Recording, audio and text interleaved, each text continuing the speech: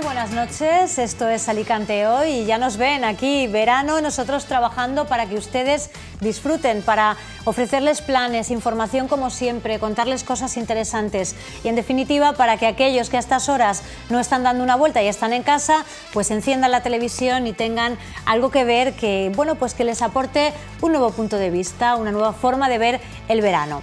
Lo que no cambia en verano es nuestro afán por informarles y por contarles cosas que les puedan servir. Saben ustedes que una de las secciones que más apreciamos en este programa es sin duda la que hacemos con Pedro Beltrán, el presidente de la Asociación Europea de Abogados. ¿Por qué? Pues porque les hablamos de cuestiones jurídicas que a veces no entendemos muy bien y que en un momento dado nos pueden resolver algún problema puntual que tengamos o alguna duda puntual que tengamos en nuestra vida. Hoy vamos a seguir hablando con él, vamos a saludarle lo primero de todo. Pedro, buenas noches. Hola, buenas noches, Anabel, ¿qué tal? Y bueno, pues hoy queremos volver al caso Bárcenas porque es la actualidad jurídica del verano y además es... Y del invierno. Y del invierno, del en fin. Pero bueno, ahora parece que se ha intensificado la cosa, ¿no, Pedro? Bien. A mí me parece interesante que hoy usemos como base el caso Bárcenas y sus novedades, pero que también lo utilicemos para explicarles un poco a los telespectadores en qué consiste un proceso penal, ¿no? Cuáles son sus fases. Por ejemplo, la fianza, algo que estamos escuchando constantemente en relación al caso Bárcenas en los medios de comunicación, esa fianza altísima que no sabemos muy bien si es para no entrar a la cárcel o para eludir la condena o para qué es esa fianza. Pedro, explícanos un poquito esa fianza de 42 millones de euros, sí, si no me equivoco. Sí. La fianza de Bárcenas es una fianza de responsabilidad civil. Hay dos tipos de fianza que se deben distinguir claramente. Una fianza es para cubrir las responsabilidades civiles a las que eventualmente pueda ser condenada la persona si se dicta sentencia condenatoria. Quiere decir que tiene que pagar esta fianza por si después es condenado y si no paga la fianza le embargan sus bienes. Pero esto no tiene nada que ver con la fianza para eludir el ingreso en prisión, que en el caso de Bárcenas no se ha producido. Hay otros casos que sí son con fianza para eludir la prisión. La fianza para eludir la prisión es precisamente esto, se paga una cantidad y puedes salir de la cárcel. En el caso de Bárcenas el juez decretó prisión sin fianza. Son medidas, todas ellas cautelares. Quiere decir cautelares que no son medidas definitivas porque las está adoptando el juez de instrucción durante la tramitación del proceso en su fase de instrucción, porque en España las dos fases del proceso están completamente separadas. Hay un juez que instruye la causa, practica las pruebas, y otro juez que, por sorprendente que parezca, y no debería ser así, vuelve a practicar otra vez todas las pruebas, las mismas pruebas que ha practicado el anterior, y dicta la sentencia. La diferencia enorme entre una cosa y otra es que las medidas cautelares, como su palabra indica, son provisionales, son cautelares, son durante un tiempo provisional. La sentencia es definitiva, es recurrible, pero ya es definitiva. Bárcenas, en contra de lo que se escucha a veces en los medios de comunicación, por supuesto no en Información TV ni en el diario Información, pero sí en otros medios que quizás no están dando la información tan adecuada porque se habla de que ha sido condenado a ingresar en prisión. No es correcto decir que Bárcenas ha sido condenado a ingresar en prisión. No es cierto. Bárcenas no tiene todavía ninguna sentencia condenatoria. Cabría la posibilidad, es una simple conjetura, pero podría ser que Bárcenas resultara absuelto y en ese caso saldría de la cárcel porque está de forma cautelar. En ese caso tampoco tendría que pagar ninguna cantidad en concepto de responsabilidad civil y la fianza que ha prestado se le devolvería. Pero ahora lo que se le ha condenado a Bárcenas exclusivamente es a prestar una fianza. Lo que pasa es que el juez ha entendido que mientras dura la tramitación del procedimiento existe riesgo de fuga, existe riesgo de que Bárcenas se vaya de España y por tanto lo ingresa en prisión. De nuevo tengo que utilizar la palabra cautelar para evitar este riesgo de fuga. Estamos muy acostumbrados a manejar ese término, ¿no? El de ingreso en prisión, que puede ser de varias formas. Puede ser una prisión con fianza, puede ser una prisión sin fianza, una prisión incondicional, incluso un ingreso en prisión en la que la persona que entra en prisión está incomunicada. ¿Cuáles son las diferencias para que nos entendamos todos? Sí, las diferencias son bastante claras. La prisión, tú me preguntas, ¿prisión con fianza? Bien.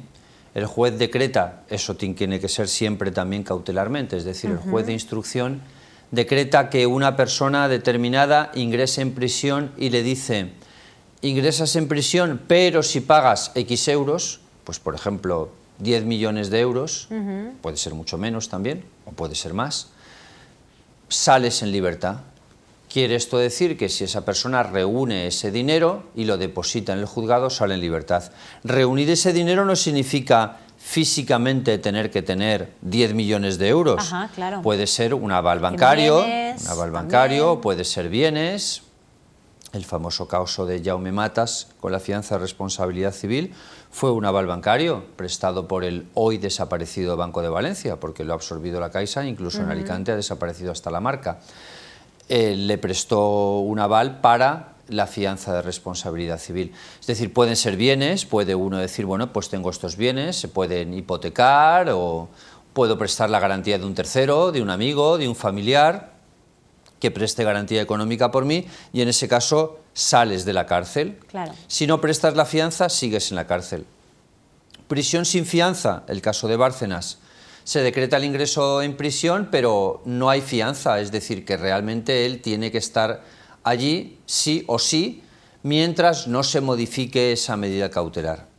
Pero la diferencia sí que es muy importante entre que la prisión sea cautelar o ya sea con sentencia. Claro, es decir, puede haber una condena a prisión de 10, 20 años, 5, 6, los que sean, y en ese caso ya se produce el ingreso en prisión con sentencia firme condenatoria.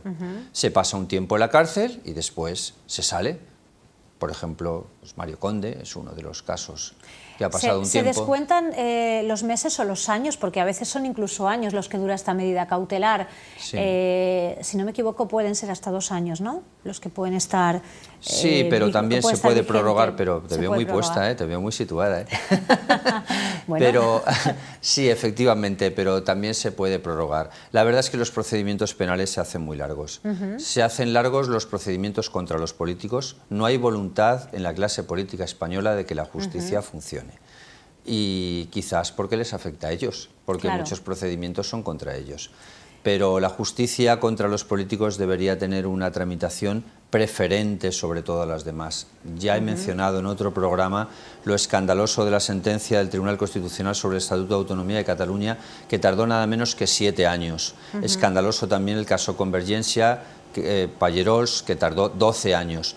Claro, las cosas pierden actualidad. La justicia, antes que nada, debería ser rápida. Y de hecho, al defensor del pueblo, cuando tramita las quejas sobre la justicia española, la inmensa mayoría de las quejas son sobre la lentitud de la justicia. Es demasiado formal, la justicia es demasiado formal y a veces se pierden los jueces en formalidades. Hacen un excelente trabajo, tienen muchísimo trabajo y lo hacen muy bien, pero yo creo que deberían esforzarse en hacer más trabajo en cantidad y menos en calidad. La calidad de las resoluciones judiciales puede parecer paradójico lo que voy a decir, pero no importa tanto. A mí me interesa más que la justicia vaya rápido que sea buena, aunque haya algunos errores. Bueno, es mucho mejor que haya algunos errores que no que tardemos tantísimo en resolver las causas, porque si un procedimiento judicial se alarga 7, 10 años, también para los ciudadanos eso es malo. ¿Cuántos de estos casos de los que estamos hablando han acabado en sentencia o cuándo se presume que van a acabar en sentencia? Es que, como tú has dicho antes, los tiempos ya no se miden en meses, ni en días, desde luego, se miden en años. Y no es una forma de medir el tiempo. La pregunta que yo te quería formular, Pedro, es si ese periodo que esa persona que ingresa en prisión lo está en medida sí, no te he contestado lo que de me has forma dicho. Cautelar, si luego se descuenta, sí, si hay una sentencia en la que se hace lo que se llama ingreso en prisión. Liquidación de condena. Estoy condenado a 10 años, he pasado 2, me quedan 8. Ajá. Aunque luego no se cumple todo entero. Claro. Aproximadamente el tiempo de estancia en prisión viene a ser 2/3 partes. del tiempo real, del tiempo real de la condena a 2/3 partes. Muy bien, pues volviendo un poco al caso Bárcenas, ¿qué le espera ahora? ¿Cuál es el siguiente paso que se va a dar en este asunto? Bárcenas tiene recurrida la fianza de responsabilidad civil. A continuación, el juez tendrá que dictar una resolución sobre si estima o desestima ese recurso. Bárcenas tiene recurrida también la medida cautelar, que la recurrió el abogado anterior que tenía el procedimiento, que cesó hace unos días, Miguel Bajo. Él recurrió la medida cautelar de ingreso en prisión por considerar que no existía riesgo de fuga. En este caso, el recurso lo ha planteado directamente en la sala de la audiencia, saltándose el trámite del recurso de reforma ante el propio juez. Tienen que resolverse estas dos incidencias. Luego seguirá la instrucción del proceso. Hay que ver a quién se cita, porque se ha hecho peticiones ya de citar a todos los políticos del PP, incluido Aznar, incluido Rajoy. El diario El Mundo traía la semana pasada la noticia de los sobresueldos, incluso a Rajoy, en portada. Posiblemente el juez opte por que declaren todos estos políticos, aunque de momento ha desestimado la petición con respecto a Aznar. Tendrá que practicarse más pruebas en instrucción y en un momento dado, cuando el juez considere que ya ha practicado suficientes pruebas y que la instrucción queda, por tanto, terminada, pasa el asunto a juicio oral para que califique el Ministerio Fiscal, para que califiquen las partes. Habrá que ver lo que hace el PP, por cierto, en este caso, porque no olvidemos que el PP es a quien ha robado. O sea, Bárcenas se dice que ha robado a los ciudadanos. Bueno, eso no es así. Bárcenas a quien ha robado es al PP, porque eran donaciones ilegales, en la medida que eran con dinero negro, hechas al PP, y eso es lo que ha robado Bárcenas. No lo ha robado todo, por eso hay sobresueldos a políticos, ha robado una parte, pero ha robado el PP, no al resto de los ciudadanos. No sé lo que el PP va a hacer, porque realmente el perjudicado aquí, de verdad, en esta causa es el PP. Claro, pero bueno, ya se esperaba que Bárcenas comenzara a hablar, ya lo ha hecho, ha comenzado a hablar, pero bueno, pues quienes saben un poco de esto dicen que no ha dicho ni la mitad de la mitad de la mitad de lo que tiene pensado decir, con lo cual nos esperan, yo creo que unas semanas intensas, y el PP, si es que tiene algo que ocultar, pues debe ser muy cauto quizá en sus actuaciones, ¿no? Porque tiene detrás a un señor que está dispuesto a contar pues todo lo que quiera contar. Y sí, bueno, siempre, no por poco que tenga un partido que esconder, un tesorero siempre tiene muchas cosas que contar. ¿Tú conoces la película del Padrino? Quizá es el que más tiene que contar en un partido político. No sé si conoces la película del Padrino. Sí. Bueno, son 3 películas, no es una película, pero en una de ellas, en la segunda, creo que sí es la segunda, hay un testigo principal, que es el que tiene toda la información, que va a declarar en el juicio contra el Padrino, y está claro que va a declarar y ha pasado toda la información ya, ha estado facilitando información a la policía, etcétera, y en el momento de que llega al juicio, pues decide no declarar contra el Padrino, y se pierde la principal prueba.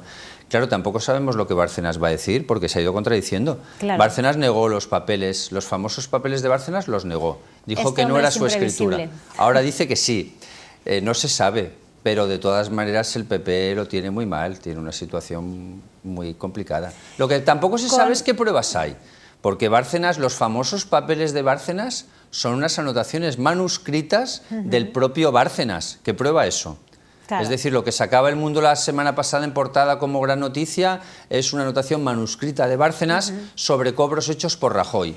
Pues, en fin, todo está en el aire en este momento, Pedro, con lo cual yo presumo que en los próximos meses vamos a seguir hablando del caso Bárcenas, y además puede ser que nos dé este hombre muchas sorpresas.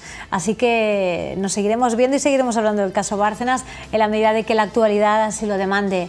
Gracias, Pedro, una semana más por haber estado aquí con nosotros. Nos vemos dentro de 15 días. Gracias a ti y a Información TV. Muchas gracias. Bien, pues esto era lo que daba de sí la actualidad jurídica de la semana. Por tanto, aquí ha estado Pedro Beltrán para darnos los detalles, ayudarnos a entender un poquito mejor esa actualidad jurídica. Espero que lo hayamos conseguido. Yo creo que sí, con su ayuda siempre lo solemos conseguir. Nos vamos a publicidad y volvemos enseguida. Hasta ahora.